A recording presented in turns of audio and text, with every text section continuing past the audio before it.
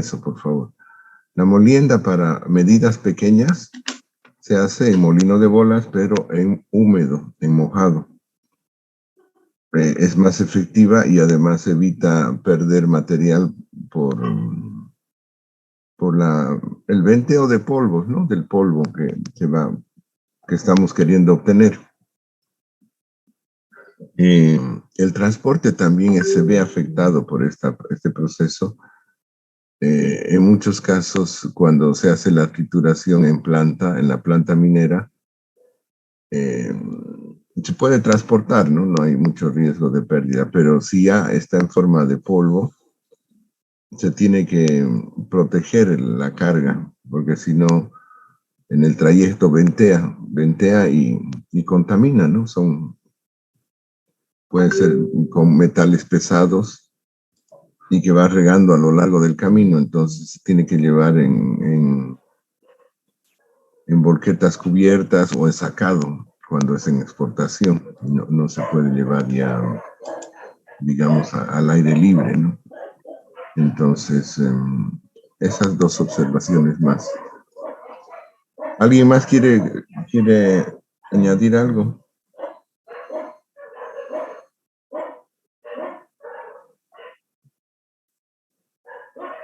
¿Alguien podría describir el proceso que lo vimos creo que un poco apurado, ¿no? Al final de la mesa concentradora.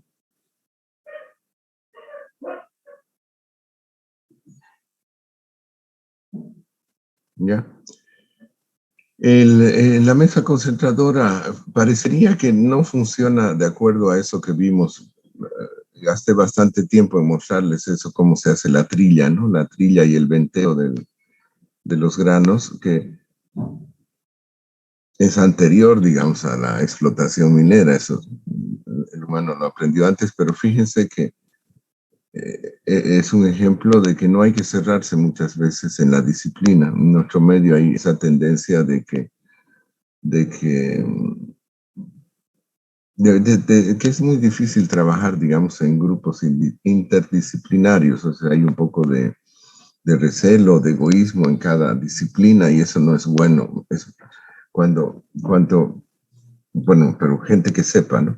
Cuando se trabaja en grupos interdisciplinarios y con gente de un nivel bueno o superior, entonces es fácil trabajar porque uno complementa al otro, no compiten, ¿ya? No hay una competencia, sino más bien hay una colaboración y ahí llegaron unos cuantos más.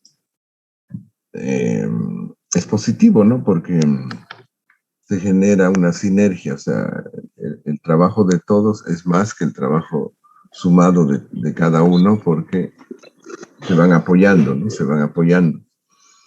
Y además hay una cuestión un poco curiosa, que muchos inventos y mejoras en algún área resulta que ha sido aporte de gente que no era de esa área, no era especialista.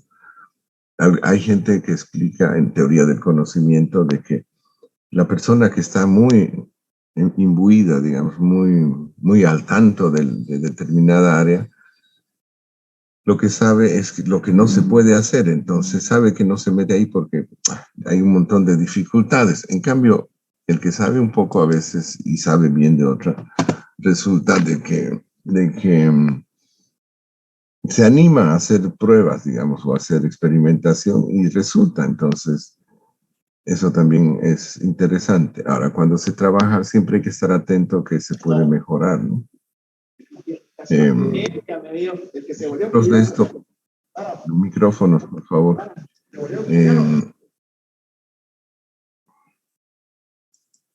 Menos mal que no tenemos hora de almuerzo, ¿no? Porque el otro día en un grupo, ya pues venía a almorzar, se va a enfriar. Y dijeron toda la comida y eran las 12:30. Todos con hambre y todos muertos de risa porque a uno de los estudiantes lo estaban, bueno, no invitando, sino diciendo que si no va se queda sin almuerzo. A ver cómo funciona esto. Una llegó. Bueno. En psicología, por ejemplo, el fundador de psicología era psiquiatra, Freud. El que inventó los asientos, ustedes cuando se suben a un auto, a una flota, bueno, en transporte público en otros países los asientos son de unos plásticos, pero es porque no va a estar uno mucho tiempo ahí, ¿no? Media hora, estará una hora. Pero esos asientos acolchados con resortes y con una capa blanda fue inventado por un negociante que tenía que viajar mucho en tren en Estados Unidos y se le ocurrió así en sus ratos libres armar un asiento con acolchonamiento, primero resortes y luego unas capas de paja y lana. Y este señor se llamaba, apellidaba Pullman. No sé si han escuchado hablar asientos tipo Pullman, colchones Pullman, que son con resortes, ¿no? Y eso hizo que los autos, que eran con una tabla y punto, y los trenes mejoraran sus asientos. Eh, Siempre estar atentos y estar permeables a trabajar en grupo, eso es lo que es importante. En realidad, incluso en el programa nuestro, y en casi todos los programas, indican que hay que fomentar el trabajo colaborativo, porque se debe trabajar en grupos, solo que a mí no me convence en clases porque muchas veces se da que uno trabaja y los otros dos trabajan y hay un montón que no hace mucho y luego se van de mochila, ¿no? En la espalda de otra gente y hasta discuten o pelean o la gente los deja, ¿no? Porque son compañeros y eso no es bueno, ¿no? Eso no es correcto, no es muy correcto que digan. Por eso evito trabajos en grupo, pero alguno habrá que hacer en grupo, de que vayan viendo grupos de 3 personas, algún trabajo va a ser en grupo y ya tengan en mente, ya se deben conocer un poco ustedes, entonces ver con quién ir armando sus grupos. Pero todavía no. Bien, tener cuidado con la mesa de concentración porque ahí parece que estuviera sucediendo algo contradictorio. Porque en un canal, si yo dejo correr el mineral en líquido en un canal, lo más pesado cae acá, ¿no? Lo más denso, perdón, no es peso, es densidad. Lo más denso cae cerca y lo más liviano es arrastrado. Igual que el trigo cae cerca y la ganga, que es la roca que es menos densa, es arrastrada. En cambio, en la mesa de concentración, vamos a ver una mesa de concentración. Quiero volver a explicar esto porque se puede uno confundir, se puede uno confundir.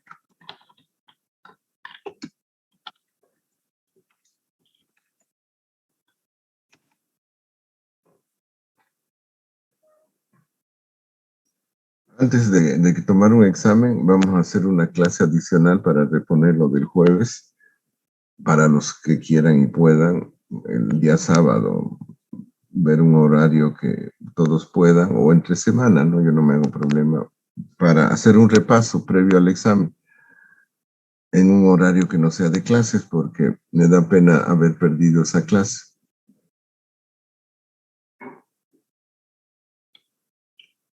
A ver qué pasa, está lentísimo esto.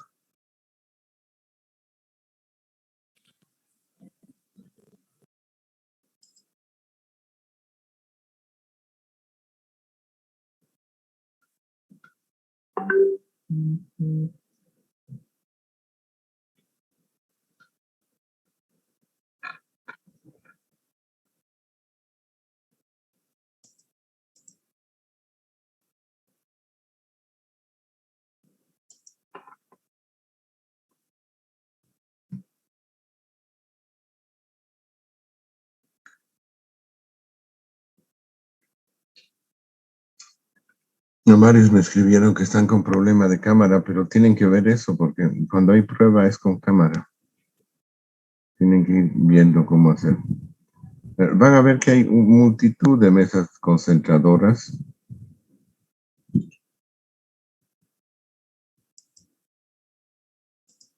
Miren, Con esta búsqueda simple, miren la cantidad de... Incluso está un poco diferente, ¿no? Un poco diferente. Debe ser con las barras a un lado, pero media rara la veo. Esta es la típica, ¿no? Hay sin número.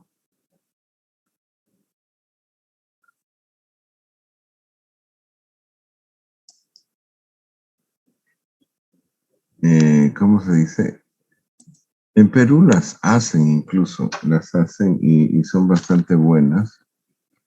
Vamos a poner más pequeño para que se vea todo. Con madera y un motor eléctrico que le ponen un excéntrico y listo para la vibración.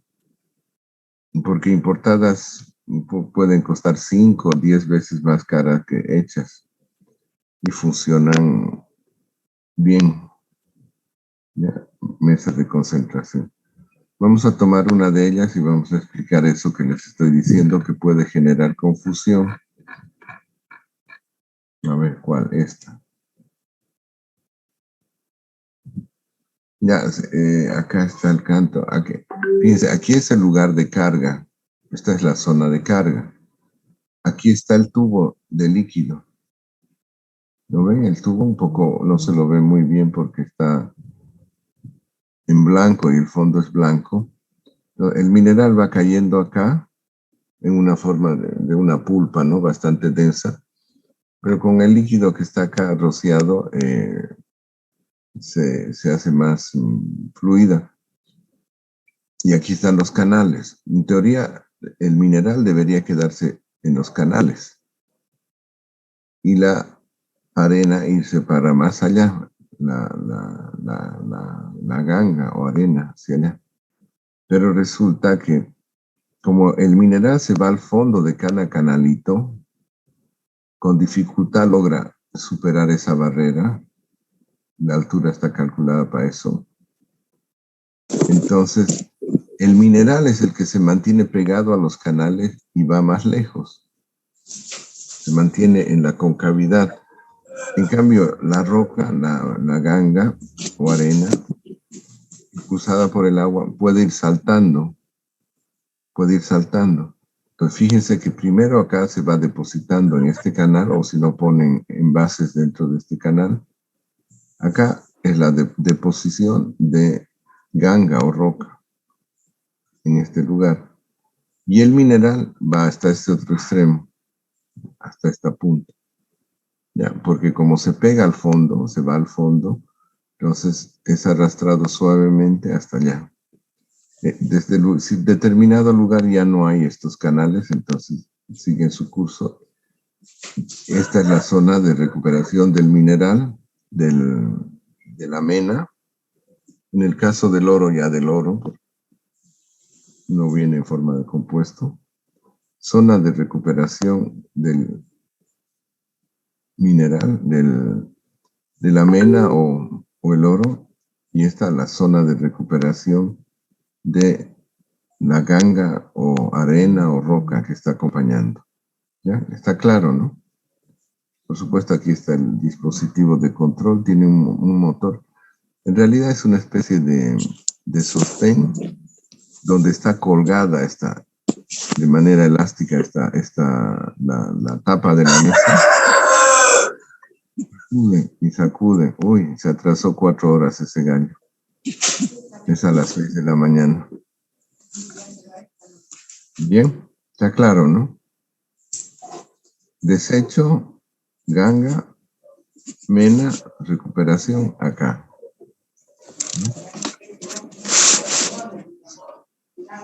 Bien, vamos a terminar.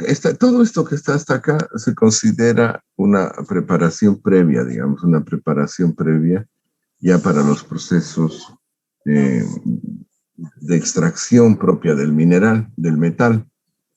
Voy a dejar, están viendo esto, ¿no? Voy a dejar de compartir. Entonces, hasta acá es la preparación previa. Porque si se fijan que hemos hecho moler, echarle agua, uno podría hacerlo ahí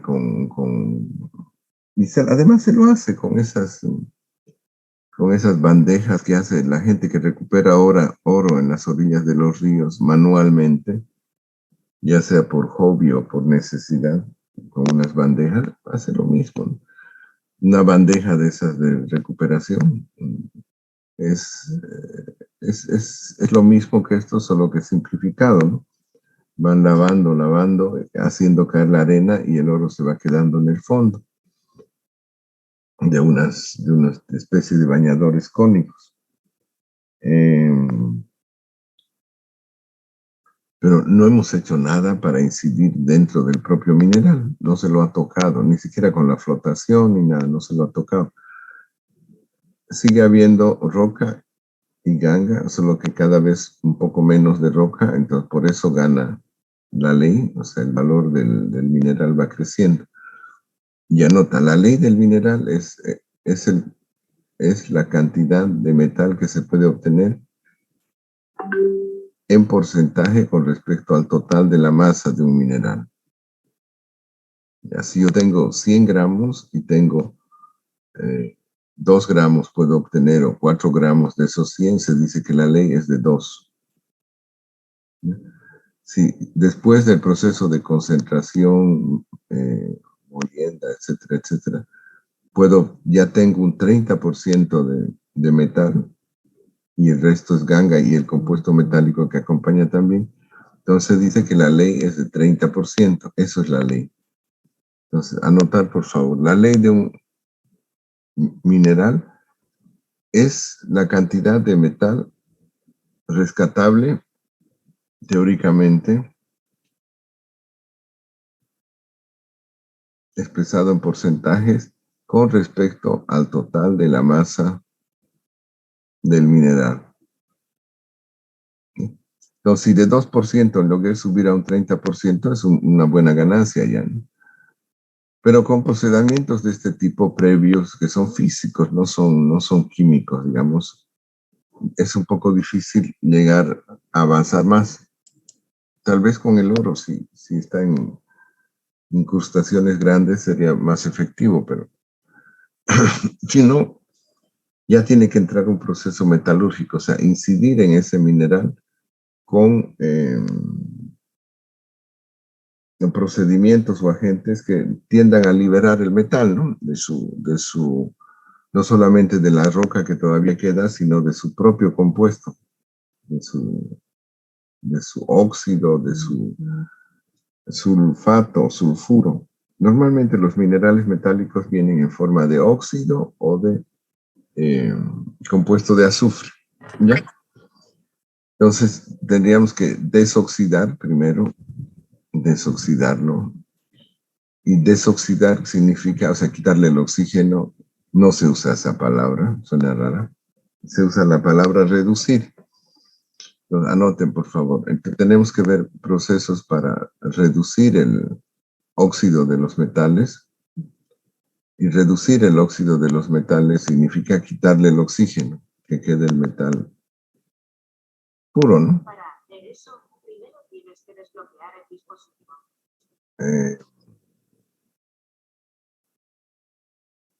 Entonces, hay que idear una forma de quitarle ese oxígeno. En el caso de compuestos de azufre, también, primero hay que quitar el azufre y oxidarlo. Se quita el oxígeno a través del azufre a través de oxidación. Y una vez ya está oxidado, ahora hay que ver cómo quitarle el oxígeno. Los minerales que están en forma de compuestos de azufre, primero hay que oxidarlos y luego recién reducir. Hay que quitar el azufre oxidándolos y siguiente etapa, recién se quita el oxígeno. ¿Está claro? No se mete a hornos ni a otros reactores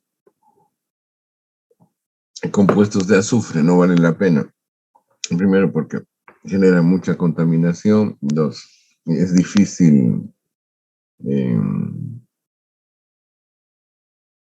digamos, llegar a la reducción sin haber pasado por la oxidación de los compuestos de azufre. Primero oxidamos y luego reducimos. Los que ya están en forma de oxígeno, pues maravilloso. De óxidos más fácil. Esa era una de las peleas que había entre Jindal y el gobierno, porque Jindal quería exportar en cantidades industriales el hierro del Mutum, precisamente de la capa superficial que ya está oxidada, ¿ya? Que debe tener unos 5 o 6 metros, tal vez hasta 12 metros sobre la superficie de todo el yacimiento. Y debajo ya es compuesto de azufre, o sea, aumenta un proceso bastante caro y al mineral, como hay que hacerle un paso más, cuesta menos, ¿no? Es más barato. Bien, después de la preparación previa, sigue un proceso, siguen dos tipos de procesos. Siguen dos tipos de procesos. Siguen dos tipos de procesos. Voy a conectar la tablet un ratito.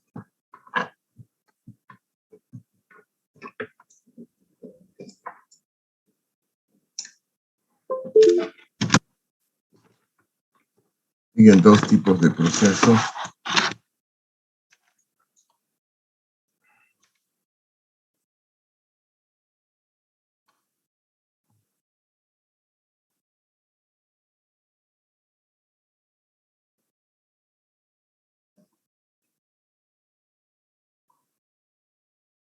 Yo tengo aquí el mineral, que ya pasó, le vamos a poner concentrado. Es el mineral concentrado.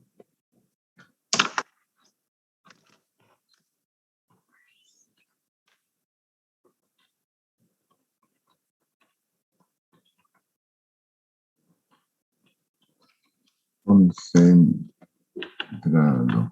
O directamente concentrado. La gente le sabe decir solo concentrado. ¿Ya?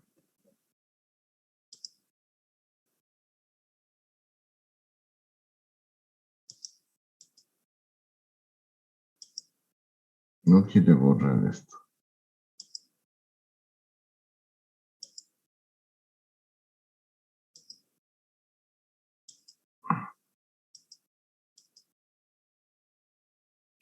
Caramba.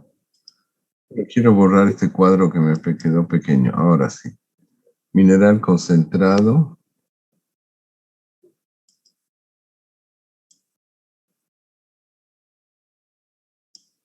Y cuando ya tenemos esa concentración, tenemos dos opciones.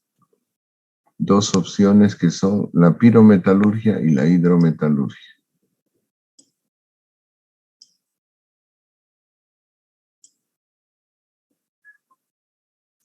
¿No les hablé ya de esto? No sé por qué será en otro grupo que tengo. Sí, nos habló acerca de la pirometalurgia y de la hidrometalurgia, ¿no? Que la piro venía del término de explosión, creo, ¿no? Y la hidro No, de del agua. fuego. ¿De fuego? De fuego. Piro significa fuego, pero aclaré, si no me equivoco, de que no solamente con hornos, digamos, de hogar de fuego, sino que se llaman hornos de reverbero, también hornos de cuba, sino hornos puede ser con hornos eléctricos, ¿ya? O sea, no siempre es fuego, en realidad significa alta temperatura, eso de pirometalurgia es alta temperatura, no siempre con fuego. Caramba.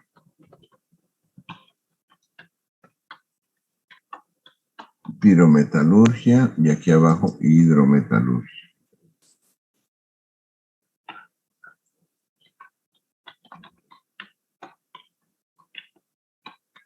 Ahora no piensen que estos están divorciados o en competencia. Había una época que como la pirometalurgia es mucho más antigua, de la edad del cobre, estamos hablando unos 2000 o 3000 años antes de Cristo, más 2000 de ahora son 5000 años atrás, ¿no? El hierro, 1500 años, o sea, 2000, 2500 años atrás. Es muy antigua, ¿no? En cambio, la hidro es de mediados del siglo XVII, XVIII. A ver, el siglo XX era el siglo pasado, el siglo XIX, siglo XVIII. Siglo XVIII. O sea, apenas 2 siglos tiene la hidrometalurgia, ¿ya? Y la gente que se especializa en piro, le cae plomo a la gente que se especializa en hidro.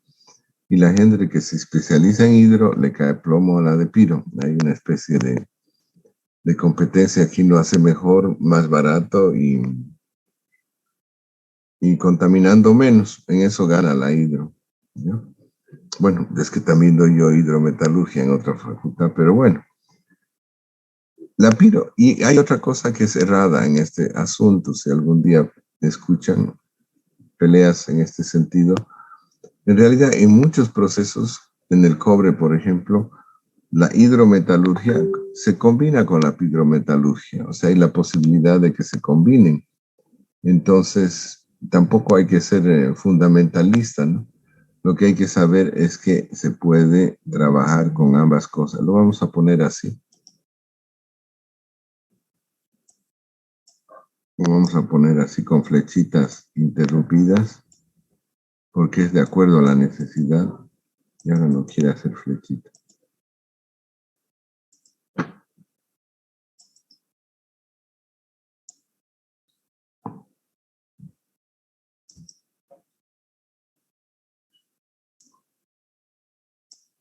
Y vamos a anotar acá lo siguiente. Con un cuadro un poco oscurecido, pero vamos a poner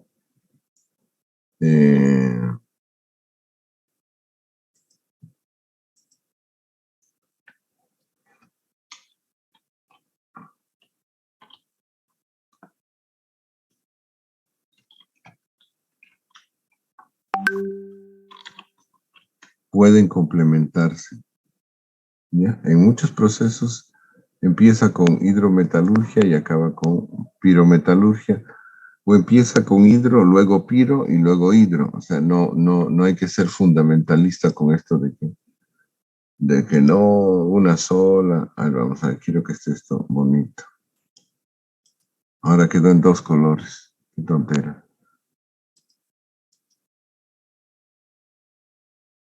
Bueno, lo dejamos así. Todo está pintado en oscuro. Pueden, no quiere decir que deban, sino que hay procesos donde se complementan. Ya, ¿esto qué significa? Lo vamos a anotar aquí. Esto significa procesos en altas temperaturas.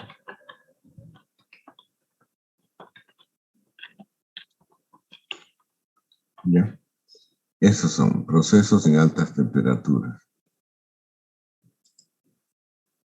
¿Ya? Y en cambio esto es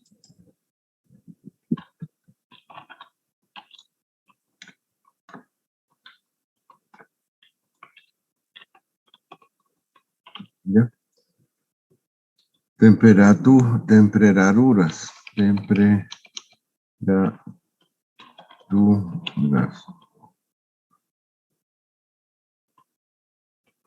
Y soluciones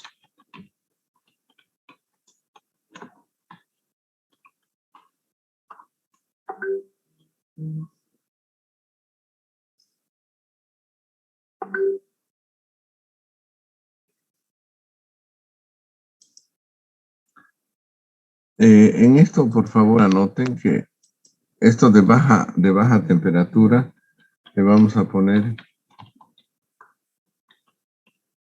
400 grados.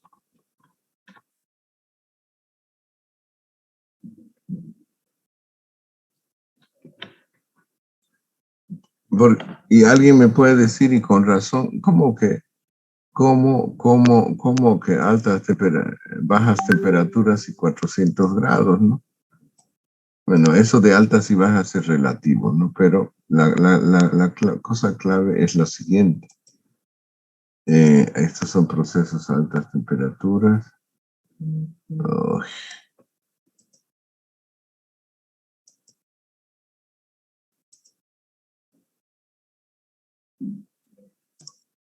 Procesos en altas temperaturas y en hornos. Y estos son en reactores llamados hornos. Y esto es en soluciones acuosas. 400 grados centígrados. ¿Ya? ¿Lo tienen esto copiado?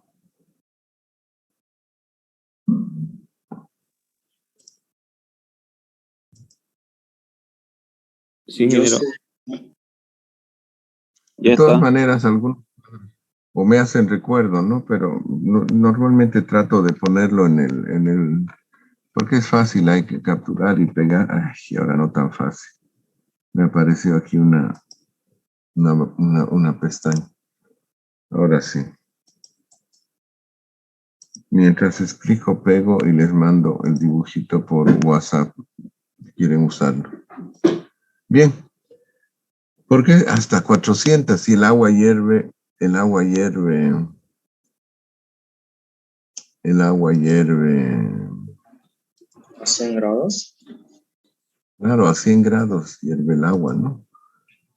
Si el agua hierve a 100 grados, a 400, en realidad ya no existe agua, ¿no?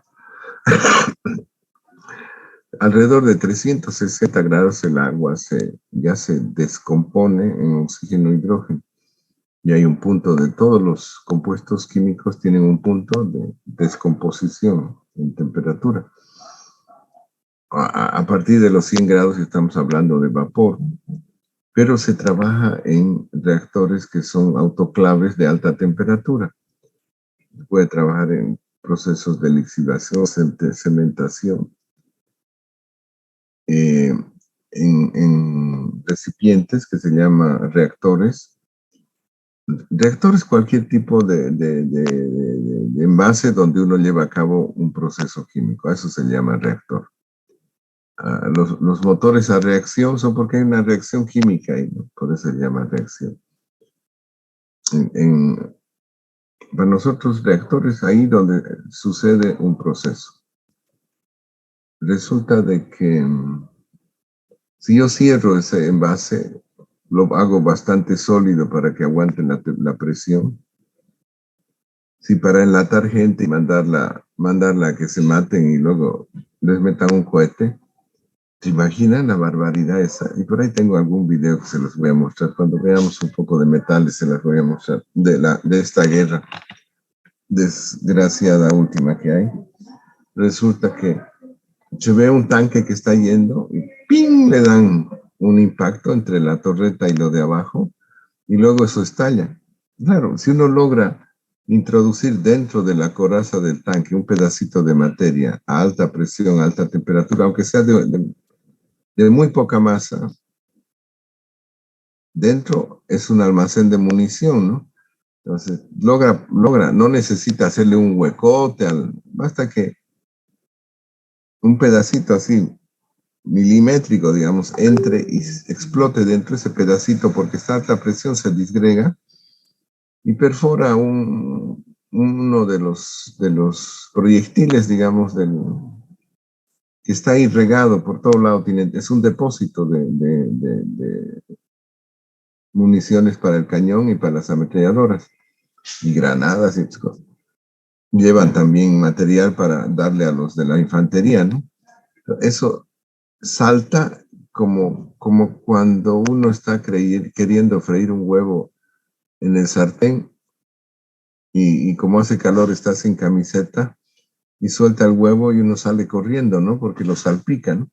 Algo así, solo que dentro arde, pues explota y se ve como de repente ese tanque empieza a salir humo y después por la torreta, porque es un lugar débil, se fractura y la torreta vuela y como un volcán. Entonces, la pobre gente que está ahí adentro, en un instante, prácticamente, digamos, seguro que hace calor, ahí tiene calefacción, todo es frío, pero igual, digamos que estén a 30 grados, 20 grados, yo creo que más bien unos 30, aunque haga frío afuera por el calor, por el motor en un instante pasan de 30 grados a unos 4000 grados. O sea, se evapora esa gente, ni siquiera queda herida. Se evapora, se evapora. en alguna foto que he visto en la época de la Segunda Guerra Mundial, ¿no? Porque me gustan los tanques, pero no como armas, sino como curiosidad mecánica. Ya se veían. Y en esta última guerra vi unas fotos donde rescataban a los fallecidos, ¿no? Los sacaban y había uno que seguramente algo le protegió, ¿no? Porque hasta aquí había todavía figura humana, ¿no? Y debajo era carbón, así como se ve charque en el mercado, parecía, pero todo deshecho. Horrible. Y lastimosamente la metalurgia y la mecánica contribuyen mucho a esto de la guerra. Y ha sido a veces la guerra es un motor de avance para inventar cosas con tal de hacerle daño al otro.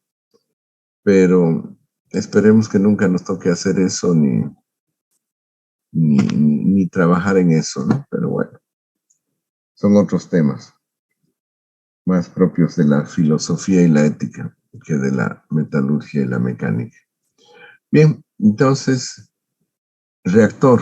¿Por qué 400 grados? Porque el agua, eso no les importa mucho a ustedes, pero tal vez sea la única vez que escuchen, porque su carrera es otra.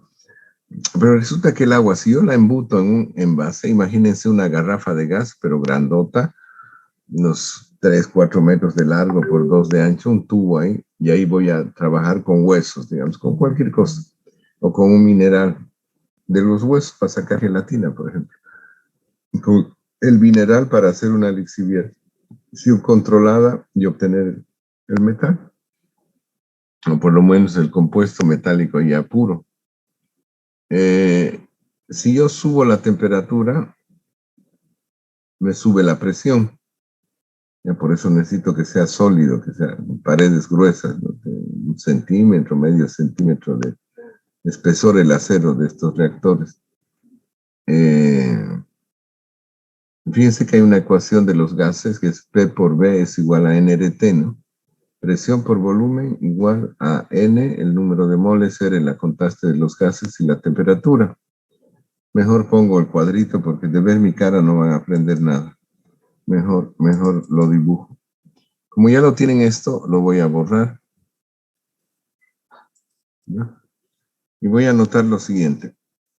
Si yo tengo un envase cerrado, si no me entienden me avisan, o si los aburro me avisan, busco otra manera de explicar. Tengo mi envase, no me gusta, más grueso.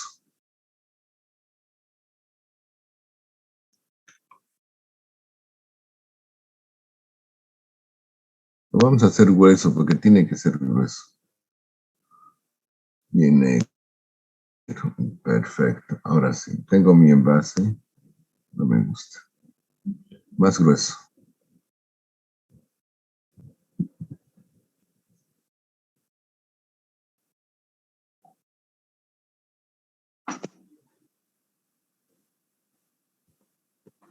Caramba.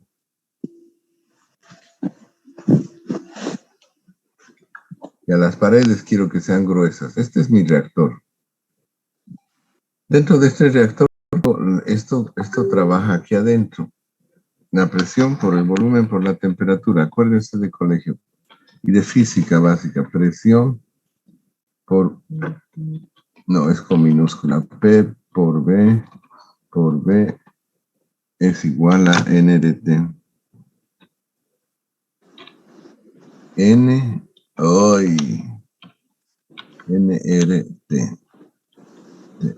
P por B es igual a nRT.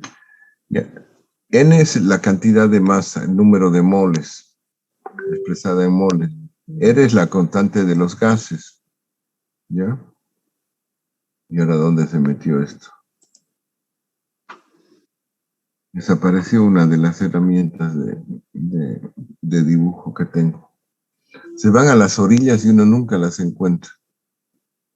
¿Dónde puede estar?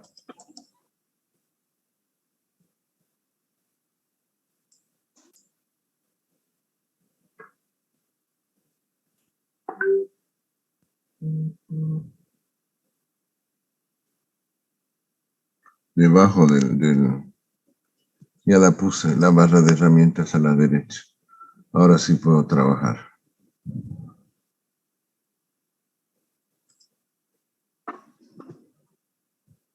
Fíjense, este envase tiene un volumen determinado, ¿ya? Aquí es una superficie. El volumen sería constante también. Entonces, podríamos anotar esta ecuación como, voy a poner en rojo lo que varía, P por volumen, el volumen lo pongo en negro, porque va a estar contando, ya se cambió todo, no sirve. P por B, vamos a hacer un truco, le pongo paréntesis. No varía, no le voy a decir que no es una variable, pero en este caso no varía. Falta acento. No varía porque está cerrado el envase, ¿no? No hay dónde, no es un globo, es un envase cerrado. Es igual a NRT, es igual a NRT. ¿Ya? Entonces, en realidad, si esto no varía y esto no varía, son constantes. N no varía, R no varía. En realidad B podría variar, pero aquí está cerrado, como en una olla a presión. Entonces, yo tengo que la presión va a ser totalmente proporcional, va a depender de la temperatura, a la temperatura.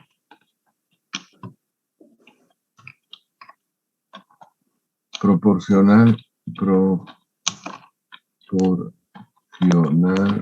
a, no hay el simbolito de proporcional, así que lo anoto, a la temperatura. A temperatura. ¿Ya? Entonces, si yo aumento el calor acá, en este envase cerrado, la presión va a aumentar también linealmente. Cuanto más temperatura, más presión. Yo puedo jugar con la temperatura, calentarlo más, de forma eléctrica, con fogones, como sea. Acá adentro se forma una atmósfera con muy alta presión, porque yo le aumenté la temperatura. Ya, por eso las paredes gruesas. Entonces, ¿qué pasa acá adentro? Pasa que las reacciones, anoten también, eso tal vez sea la última vez que lo escuche, que las reacciones químicas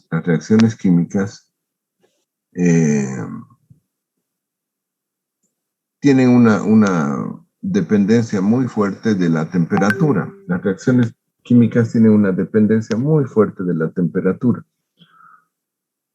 Aquellos que han vivido o estado en La Paz o por Oruro o por Potosí, aunque sea de paseo, si uno deja una bolsa de leche sobre la mesa en la cocina o en el comedor, al día siguiente la encuentra y está bien, no pasó nada.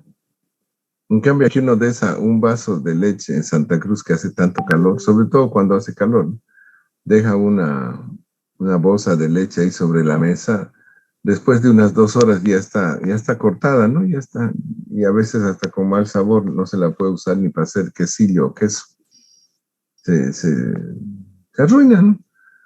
El frío, bueno, todo el mundo casi ya tiene una heladera. ¿Y por qué una heladera, no? Porque se guarda un pedazo de carne y aguanta, ¿no? Una semana o dos. Si se congela meses. Pero si yo agarro la carne y la dejo fuera, de un día para otro puede estar ya mala, ¿no?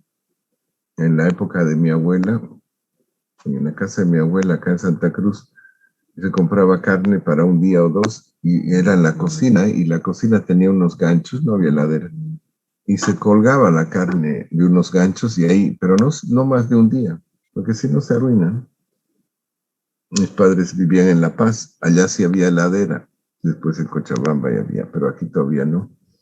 Además que la corriente era por horas, así que igual podía tener su heladera, pero no había corriente todo el día, ¿no?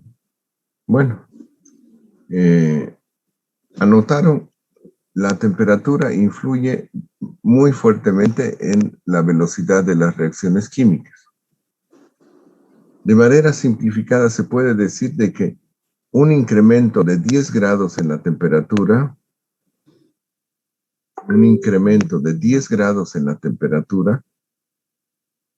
aumenta 2 veces la velocidad de una reacción química. ¿Ya?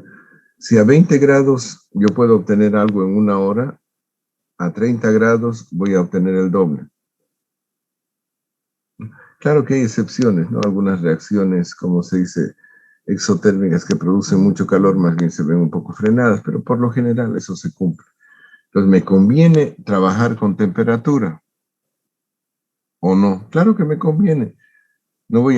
La vida es corta, ¿no? Y además los negocios son rápidos. Si yo voy a estar horas, meses esperando un producto, nunca, pues cada minuto cuenta, ¿no? Porque es dinero invertido y nada. Entonces, en mi reactor, si yo logro subir la temperatura, si la temperatura sube, la presión sube. Listo. Qué fea letra. Tengo que tomar un curso de caligrafía en tablet gráfica. A ver, si la presión sube, no, al revés. No puedo manipular la presión. Lo que puedo manipular es la temperatura o administrar. Si la temperatura sube, entonces la presión sube. ¿Ya?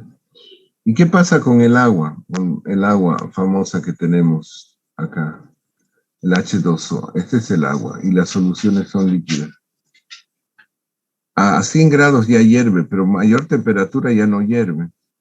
Se aguanta mucho más en estado como un líquido sobrecalentado. Anoten, por favor. El agua se comporta como líquido sobrecalentado, pudiendo encontrarse en fase líquida sobre los 100 grados.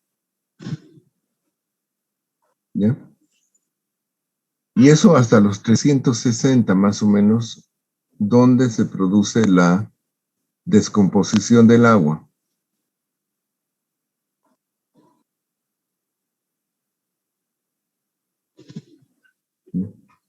Entonces, si yo voy a trabajar con solventes, con agentes que me trabajen el mineral que está aquí adentro, levanto la temperatura, la presión me aguanta, tiene que haber una coraza bastante sólida que aguante esa presión, esta coraza de acá, pero logro hacerlo más rápido y obtener el metal. Y fíjense, la elaboración de esos reactores,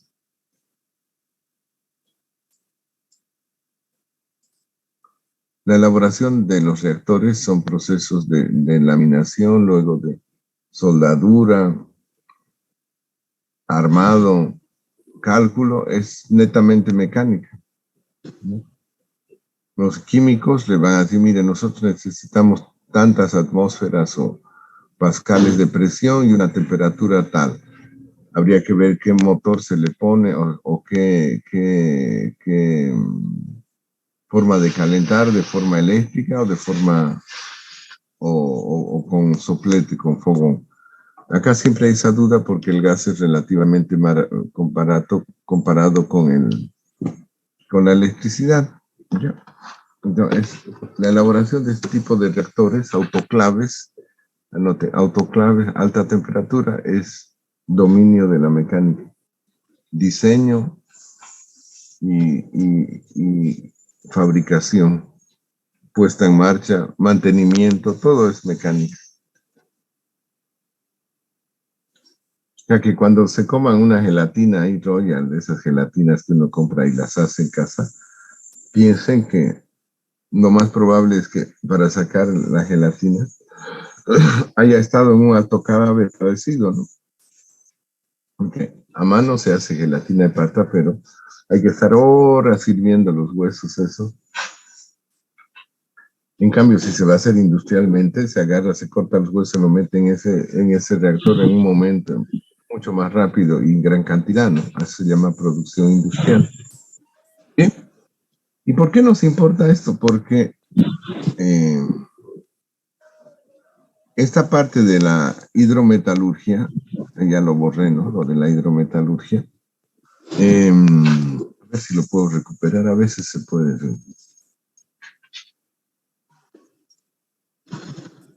No se cortó. ¡Ay! Se recupera. Qué bueno. Ya me di cuenta. Retroceder, retroceder y aparece. Esta parte es para explicar por qué hasta 400 y no solo hasta 100. Y la respuesta es porque se trabaja en envases a alta presión, alta temperatura y alta presión, que permiten trabajar con agua líquida por encima de los 100 grados, pero bajo una alta presión. ¿Está claro? Acá, altas temperaturas, habría que añadirle aquí que esto es en hornos, en reactores que se llaman hornos. Hornos de llama o reverbero o hornos de eléctricos. Los tres tipos de hornos pueden entrar ahí. De resistencia, de inducción y de arco. Ahora, preguntan, si yo tengo el mineral concentrado, ¿por qué elijo este camino? ¿Por qué elijo ese camino? ¿Por qué hago, cómo se llama, complementar estos procesos? Porque se va haciendo pruebas. Ya, pero esas pruebas ya las hicieron hace muchos años, ¿no? Entonces, se hacían pruebas para ir por este camino, combinar ambos, y se verifica cuál es el más efectivo, ¿no? Y el más barato. Anote. La selección de procesos electrometalúrgicos o pirometalúrgicos depende de consideraciones técnicas y económicas. Depende de condiciones técnicas y económicas. Ingeniero, ¿lo podría repetir, por favor? Ya no me acuerdo yo. A ver, intentaré, si no alguien del curso que repita que haya anotado. O sea, que la implementación o selección, si vamos a ir por el camino hidro o por el camino piro, depende de consideraciones técnicas, tecnológicas y económicas. O sea, ¿qué es lo que se quiere obtener? Un producto relativamente barato, o sea, menos caro, y además que sea factible, o sea, no que dure 10 años, ¿no? Pues si me pongo a producir gelatina hoy y el fruto va a salir en 10 años, ya me he muerto de hambre esperando vender esa gelatina, ¿no? Mejor la hago en olla en casa y la vendo entre los vecinos, ¿no? No ganaré como las empresas que venden en todo el país, ¿no? O exportan. Es cuestión de volumen.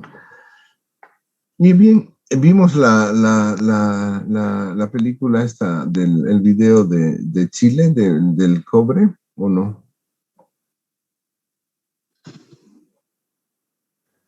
Sí, lo vimos. Sí se vio, ¿no? Que Sí. del óxido, del metal sulfurado, no sé si se los pasé, igual se los voy a pasar.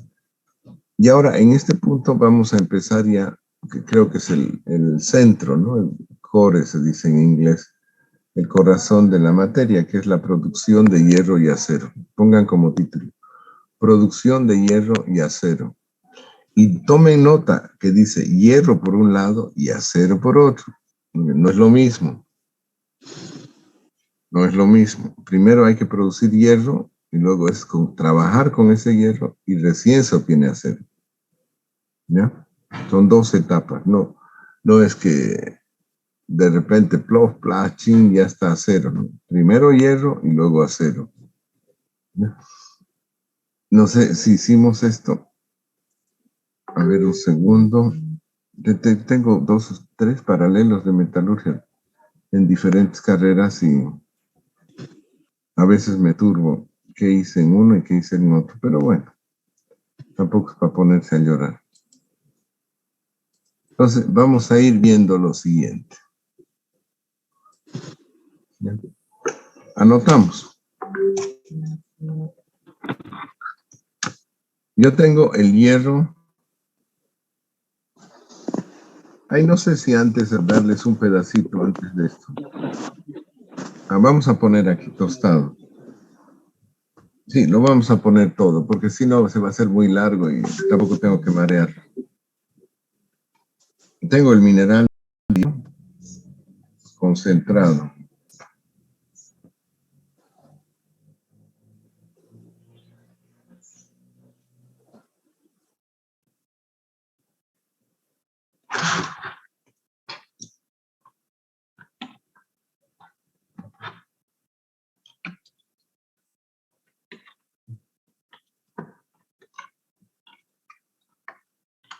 o concentrado a secas. Ya, ahora, acá tengo dos opciones. Una,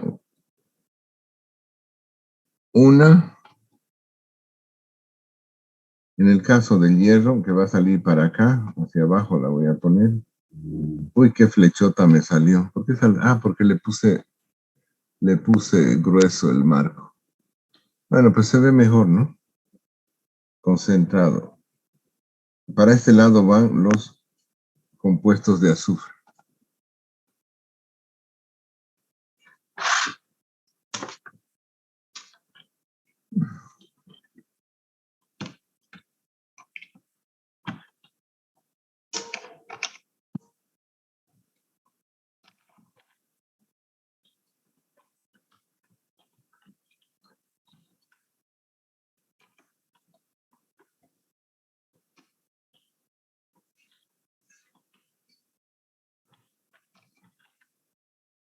Los que estén compuestos con azufre van por un camino. Y los óxidos van por otro camino. ¿Está claro? Parecido a lo del cobre.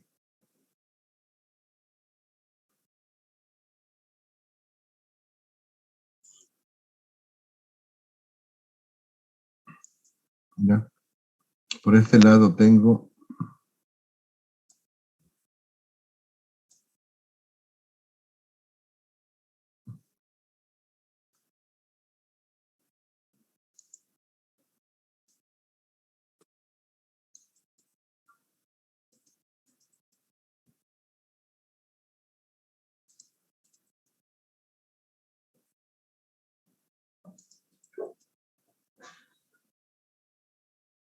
ay, caramba, escape, ya. ¿Por qué sale así?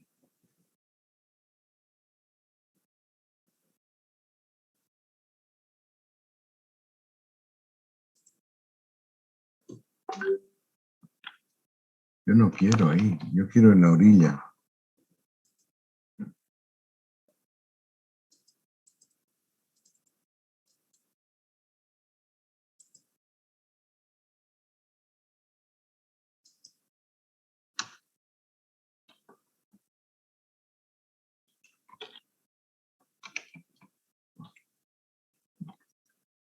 Compuestos.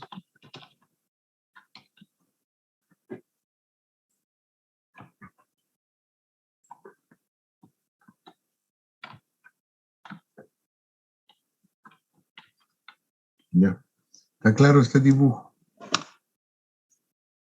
El concentrado puedo tenerlo en esto o en esto.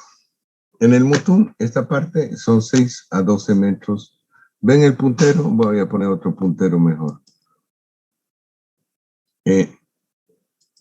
Esto es la superficie, hasta los 12 metros. 6 a 12 metros, 5 metros. Debajo de esa profundidad, esto es azufre, en el mutún. ¿Por qué? Porque no ha tenido tiempo de oxidarse.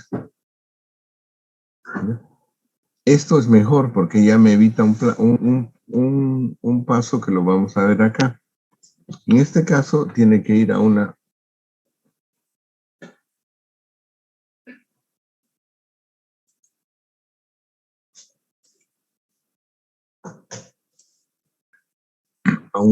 proceso que vamos a ver también, que se llama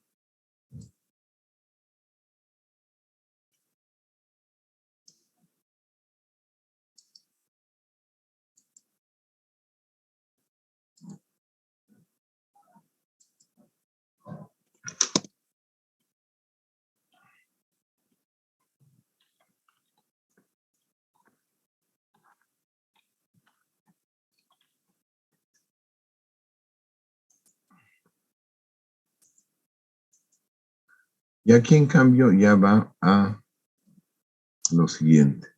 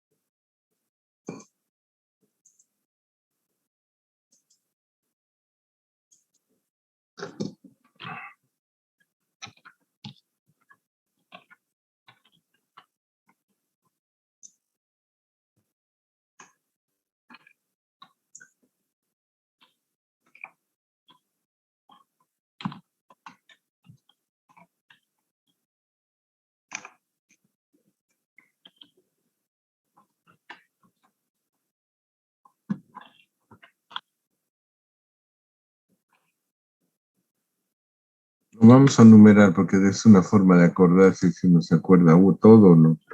1, mineral oxidado.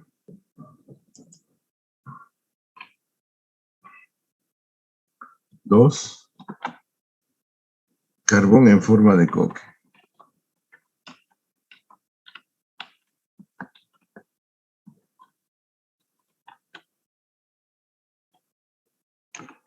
3,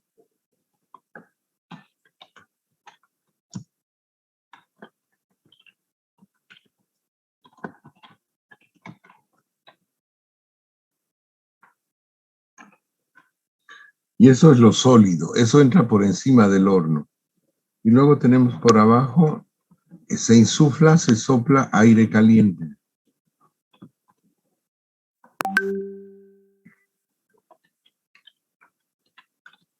¿Ya? Precalentado.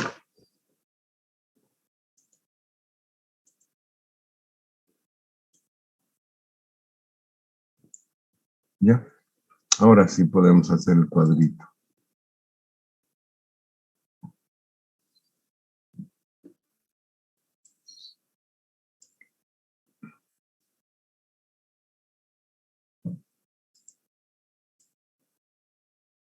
Listo.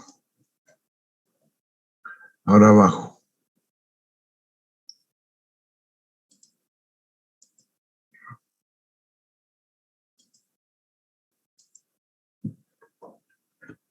¿Qué necesito para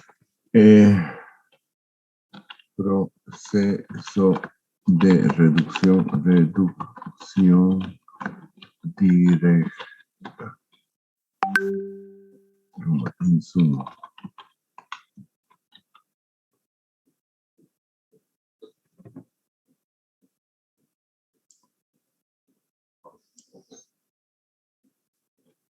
Dos puntos. Los insumos acá son los siguientes.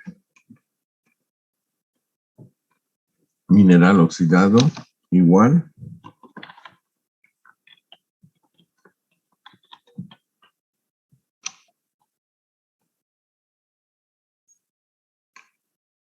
Dos. 2.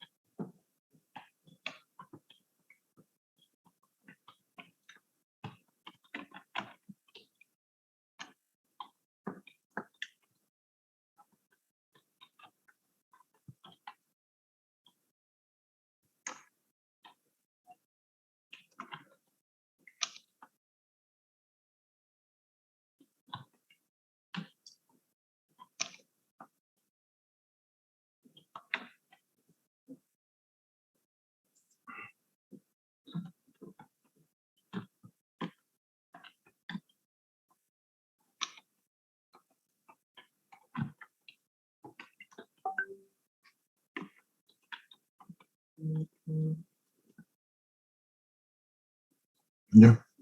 Y ese es el proceso alternativo.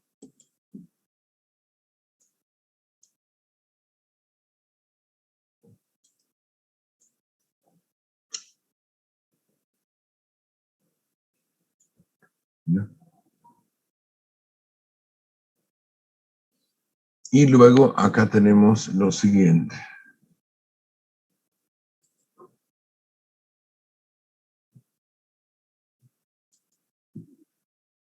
Tostado y oxidación, y de aquí va para allá.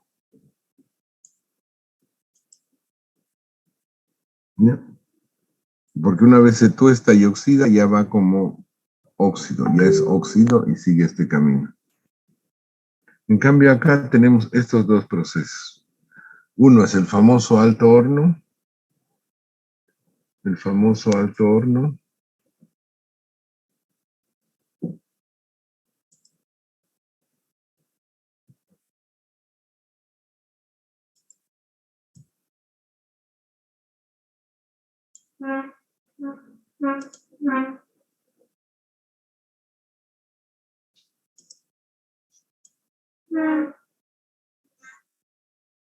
Y el otro es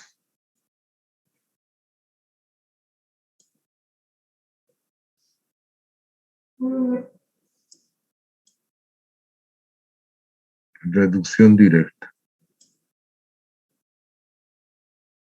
¿Está bien? ¿Le entienden hasta acá? ¿Alguna pregunta?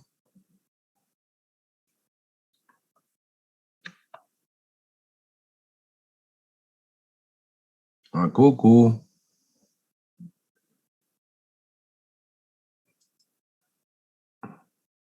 Tan buenos soy que le entienden todo. O son tan malos que o se acobardan y no preguntan nada. No hay que preguntar. ¿Está claro esto? Sí, ingeniero, está claro. Ujú. No sé qué pasa que no puedo compartir. Un segundo. Sí, sí. Qué cosa más rara.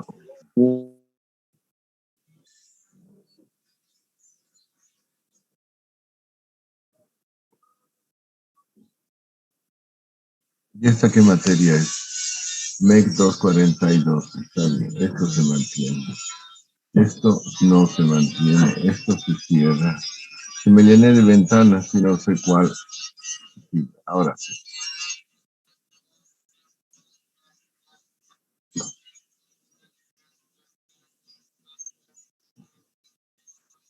Pero se está equivocando el ingeniero. Ah, por activar las viñetas del Zoom aquí abajo, las puse las viñetas de Windows a la derecha y no las encontraba. A ver, un segundo, ¿cuál es la que yo quiero? ¿Dónde está WhatsApp? No hay WhatsApp, desapareció.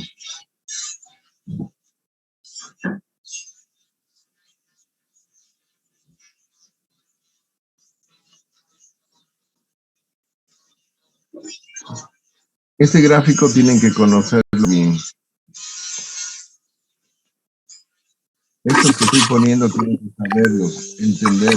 Ay, volví a mandar el mismo. No importa.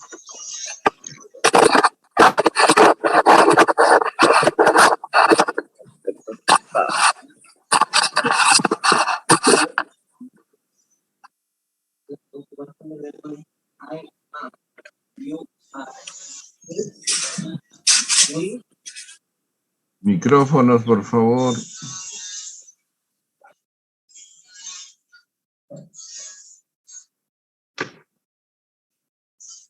¿Y dónde está WhatsApp? Desapareció.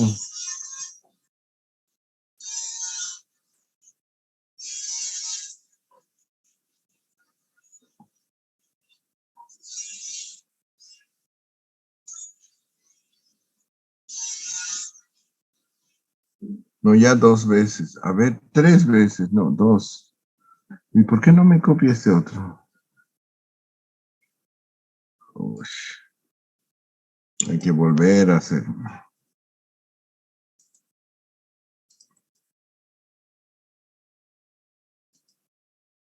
Uh, uh,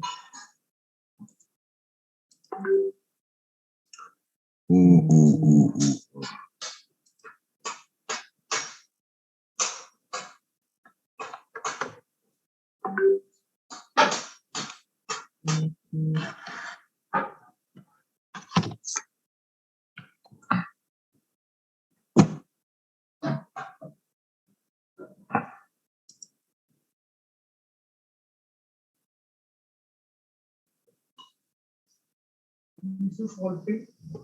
No sé qué será.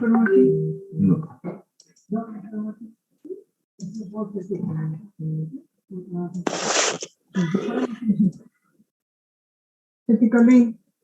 Ya. Pues tenemos tenemos esos.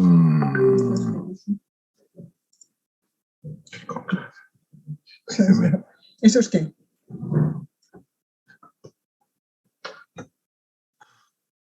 Aquí tuve una pequeña interrupción, continuamos. Eso de estar en casa es grave, ¿no? Bueno, un poco más tranquilo por lo del transporte, media hora, una hora, ¿no? Pero seguimos. Que quede bien claro eso.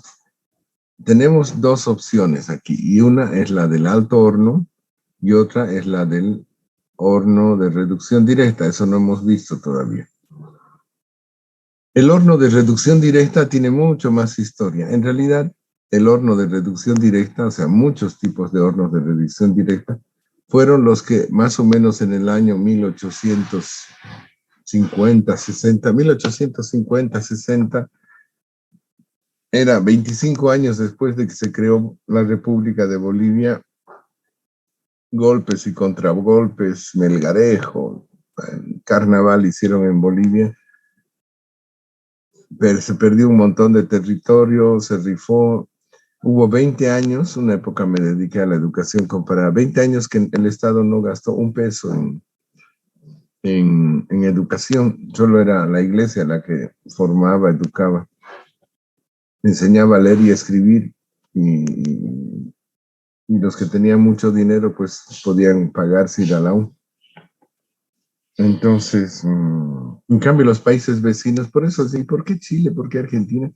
Porque en esa época los países que no tenían minas, no tenían esa riqueza rápida, lo que hacían era invertir todo su dinero de la ganadería, de la agricultura, en escuelas. Hicieron incluso para fortalecer la nacionalidad, carreteras y todo.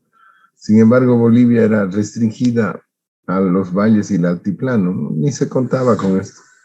Incluso regalaron un pedazo a Brasil. En la guerra del Acre fue un empresario de la goma, Nicolás Suárez, que con sus hombres tenía contacto con Europa. Aquí había muchos técnicos que traían para la goma y se hizo traer armas y todo para defender el Acre. Cuando el ejército boliviano llegó a Cobija, ya los habían parado a los brasileros, los trabajadores de Nicolás Suárez y la gente del pueblo, ¿no? Y no los pararon diciendo paren, ¿no? Porque si no, a tiros. Fue así la historia. Cuando llegaron por el camino de tierra, ¿no? A pie y todo, el ejército boliviano ya había acabado la guerra prácticamente del Acre. Igual se cedió todo un departamento, ¿no? Si no eres capaz de conservarlo, te lo van a quitar, ¿no? Bien, entonces, ¿qué pasa con esto? Tenemos dos cuestiones.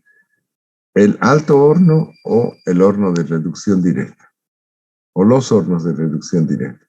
Más historia, ahora parece nuevo y alguna gente, ay, el horno de reducción directa, DHL, y a mí me enferma eso que les disparen con abreviaciones y empiezan a hablar en una jerga. Y esto y lo otro, y bueno, ya, a ver qué es DHL. DHL es un proceso mexicano de reducción directa que lo inventaron, lo patentaron. No inventaron, diseñaron y patentaron en la época de la Segunda Guerra Mundial, porque había falta de acero en el mundo. O sea, todos los países que estaban en la Guerra Mundial estaban fabricando armas, tanques, barcos, aviones. No había acero. Entonces, y México necesitaba. Tenían sus hornos ya, pero no daba abasto. Y revivieron, digamos, ese proceso antiguo de reducción directa para obtener acero. Lo patentaron, lo mejoraron ingenieros de México. Este proceso de reducción directa se utiliza en Arabia Saudita, en Sudáfrica, se utilizaba en Venezuela, habían buenos inicios. Después, creo que era la mayoría de esos países. La condición es no tener petróleo, no tener carbón y sí tener gas. ¿Ya? ¿Por qué? con gas se puede hacer el trabajo del acero, pero por otro medio. No se puede con carbón porque el carbón no existe, ¿no? Y se necesita 1 tonelada de carbón, de 1 tonelada de carbón a 3 toneladas de carbón por cada tonelada de mineral. Entonces, es lógico que mejor sería llevar el mineral, venderlo como mineral y que se ocupen otros, ¿no? Pero no tenemos la producción. El hierro y el acero son la columna vertebral de un país porque te sirven desde hacer carreteras hasta hacer maquinaria para la agricultura, para la comida. ¿Qué más? Todo prácticamente depende de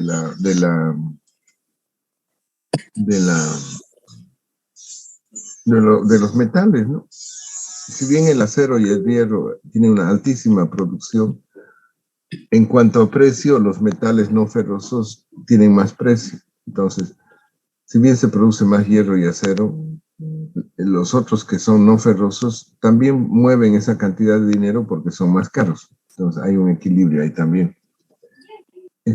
¿Por qué hay otra rivalidad entre los que se dedican al hierro y al acero y los que se dedican a los metales no ferrosos?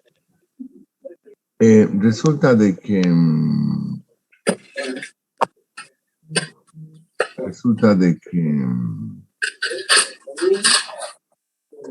la decisión, si se implementa uno de estos métodos, depende de la abundancia, o sea, de lo que hay en el entorno, ¿no?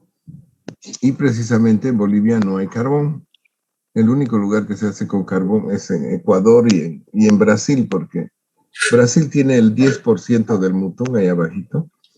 Ellos también recorrieron su frontera. Creo que pensaron que ya englobaron a Mutún más, pero les falló su cálculo y solamente el 10% quedó detrás de la frontera. El resto sigue en Bolivia. Pero no hay carbón.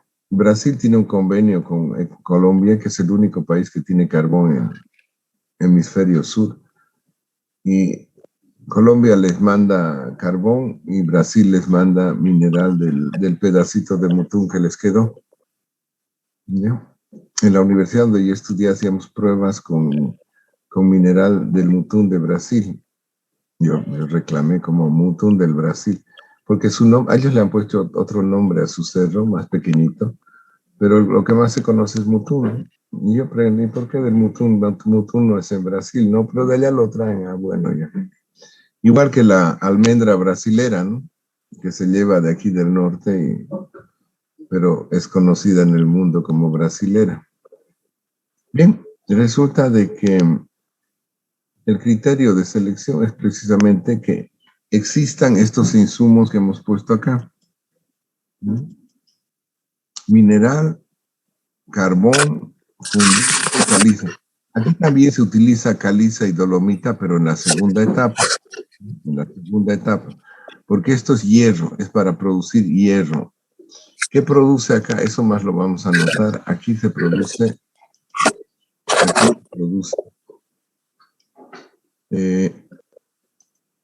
lo que se llama hierro fundido, no acero, hierro fundido. Arabio, también se llama arabio. También se le dice hierro crudo y otros 20 nombres. Los más usados son hierro fundido y arabio. Ya, ese es el resultado. Esa es la meta, digamos, hierro fundido y arabio.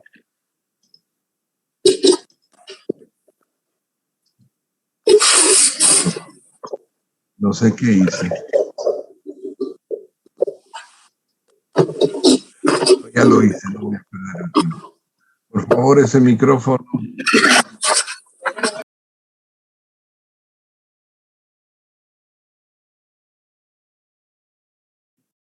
Hierro fundido y arabio.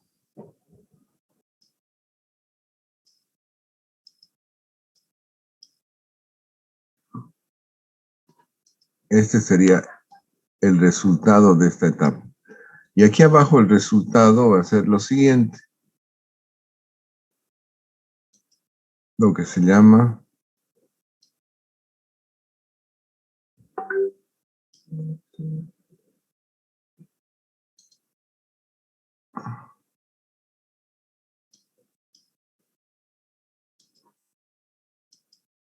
se conoce como hierro esponja. Pero no es porque sea esponja como la de la cocina o la del baño, ¿no? Sino que es un material como piedra pómez, una cosa así, muy liviano, muy poroso. Hierro esponja. Aquí es el hierro esponja.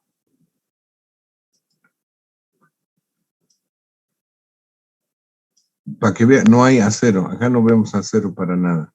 Hierro fundido o arabio, hierro esponja. Pero no es porque sea así esponjoso que uno agarre y se puede duchar con eso. O como bombril o lo que se usa para limpiar los cacharros en la cocina. Así esponjoso no es así. Más bien son bolitas de mineral que están con huecos. Como la piedra pómez. ¿Conocen la piedra pómez para frotarse los codos, la rodilla? Saben vender. Entonces, es más parecido a eso. Pero se dice esponja porque tiene muchos huecos, mucha porosidad. Entonces, el problema de aplicar, a ver, ordenémonos. O sea, el proceso de reducción directa era mucho más antiguo que incluso muy primitivamente lo hacían en la prehistoria. La obtención de hierro esponja, que luego a través de golpe, de calor, se lo va juntando, se va sacando lo que sobra y se obtiene metal, ¿no? En cambio, en el alto horno, que son reactores, tal vez los más grandes reactores que ha construido el humano, 20 metros por 50 metros de altura, 30 metros por 60, son tremendos. Resulta que se obtiene el hierro ya fundido, ¿no? O sea, en lingotes o en barras, como uno quiera. En cambio, el otro todavía es una masa porosa que contiene roca incluso, contiene roca en la fusión directa. Y tiene que pasar a otro proceso donde se tiene que extraer la roca y obtener el hierro y hacer las aleaciones. En el hierro fundido ya es hierro. Lo único que hay que hacer es, en un otro paso, un segundo paso, es quitarle carbón para obtener acero. Ya es mucho más fácil. La ventaja del alto horno es que se produce por cantidades ingentes, muy altas cantidades, ¿ya? Y son los más grandes reactores. Un alto horno, como les digo, tal vez es el reactor químico más grande que existe, ¿ya? ¿Está bien hasta acá? ¿Entendieron? Sí, ingeniero. ¿Entiende, ingeniero? Bolivia. Tenemos que conocer el proceso de alto horno. En Perú lo hacían con alto horno, traían de China carbón. En Chile también producían hierro hace mucho tiempo. Mi madre estudió por allá en los 40, 50 y ya había gas domiciliario y Chile no tiene gas, pero utilizaban el residuo de la fabricación de coque y la fabricación de acero para vender gas a las casas por tubería. Estamos hablando casi 100 años atrás, ¿ya? O sea, fíjense la tecnología. Nosotros con un montón de gas, un montón de hierro, y en burro fue hasta hace poco, ¿no? El camino a Santa Cruz se abrió en 1957 o 59 recién. En el Tratado de Paz y Amistad con Chile había un compromiso de que Chile garantizaba la construcción del ferrocarril de La Paz a Cochabamba porque pagaba el de Arica a La Paz, luego el de La Paz Cochabamba iba a garantizar un crédito con Inglaterra y de Cochabamba debería ir una línea férrea a Trinidad y otra a Santa Cruz y nunca se hizo, ¿no? Después empezaron a hacer una y llegó hasta Iquile y ahí quedó. Una pena, ¿no? Entonces, quedó truncado, ¿no? Y teniendo hierro, teniendo acero, tenemos litio, pero parece que con tener nos contentamos, no con producir. Eso también es un cambio de mentalidad que tiene que tener la gente, que hay que producir, que hay que extraer eso de la naturaleza, claro, sin dañarla, pero ¿de qué sirve que esté ahí abajo, no? ¿De qué sirve? Que venga alguien y lo haga por nosotros. Los chinos, los hindúes ya estuvieron en el Mutún. Una empresa alemana estaba en litio. Creo que hicieron una empresa que era con gente de la Politécnica en La Paz para el litio. Hasta ahora ya llevan un montón de años y todavía no hay luz verde, no funciona, no hay carbonato de litio. Bien, entonces vamos a ver ambos procesos. Yo voy a empezar a avanzar en primera instancia el proceso de hierro de alto horno por su importancia, su magnitud, y además para mostrar por qué no podemos usarlo, porque no es cuestión de capricho. Ya, el convenio con la China y el Mutún es hacer reducción directa. Entonces veremos cómo funciona. Acá, pero en otros lados sí funcionó. Y luego vamos a ver con mayor detalle tal vez lo de fusión directa. ¿Ya? Pero ahora estamos enmarcados en hierro, producción de hierro. Y luego vamos a ver la producción del acero, porque son dos procesos, uno encaja en el otro. ¿Ya? Ya les pregunté a ustedes si sabían dónde se produjo hierro y acero en América. Sí, ¿no? Creo que sí o no les pregunté. ¿Dónde creen que se produjo hierro acá en América? Desde Canadá hasta el Polo Sur. ¿Dónde creen que fue la primera fábrica, el primer lugar donde se produjo hierro y acero? Y en la misma época que lo están haciendo en Europa, en Francia, 1860, desde el 50 empezaron. Con gente, técnicos, obreros, ingenieros de todo el mundo tenían ahí. Nada, no saben. En la cordillera. ¿En Paraguay? ¿Qué? Tarde. En Paraguay, aquí cerquita. En un pueblo, en una ciudad que está entre Asunción, que es cerca acá, Asunción. Luego hay una ciudad del este, los que conozcan, que es lugar de zona franca, hay de todo. Pero la gente que va de Bolivia de turismo, de paseo, va a Asunción y luego zona franca. Pero aquí en medio, y de la zona franca distinto están las cataratas. Pero entre Asunción y de Santa Cruz a Asunción hay que bajar, así bastante largo. Hay un lugar que se llama Ibicuy. Ibicuy. No les hablé todavía de Ibicuy.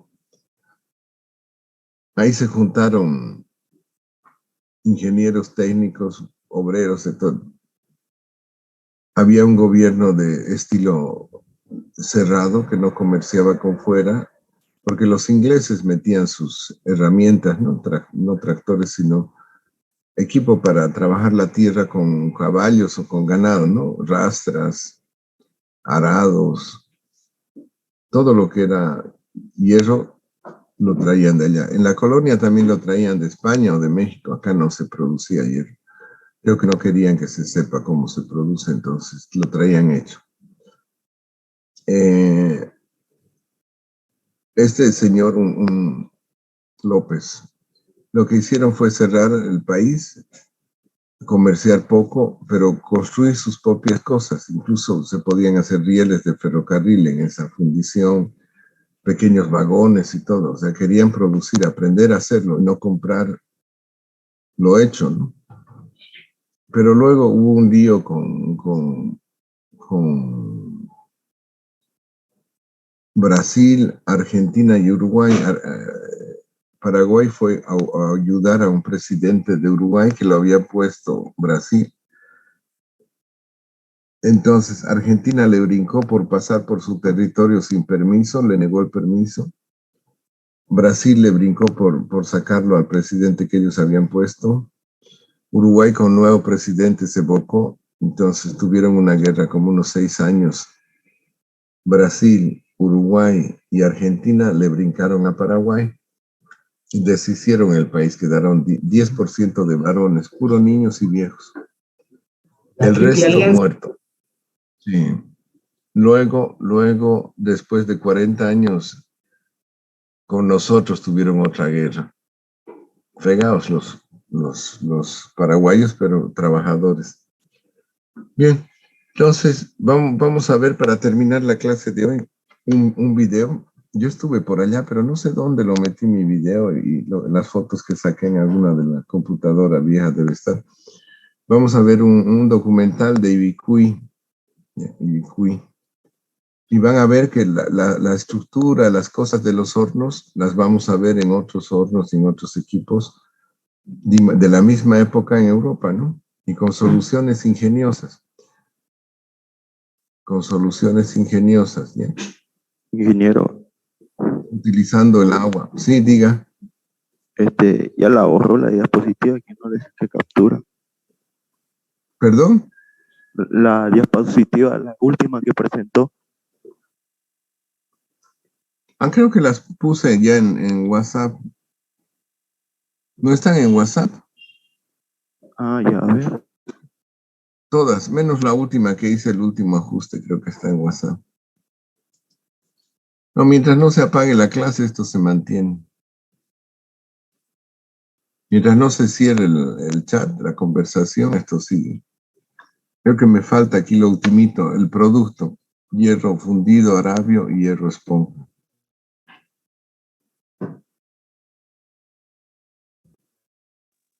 Sí, gracias, ingeniero. Ya está ya. No, falta un título ahí. Lo último que hice no está. Un segundo. Lo voy a poner.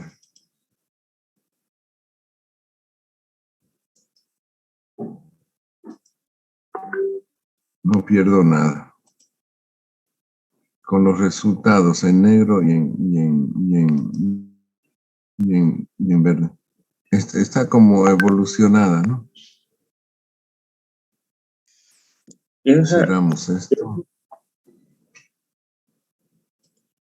Sí, diga. Pero no que en el Cerro Rico de Potosí no teníamos varios metales, varios Sí, minerales. pero todos son no ferrosos. Todos son no ferrosos. Debe haber poco de plomo, de zinc, pero hierro no. Hierro hay acá en el Mutún y cerca de Cochabamba, no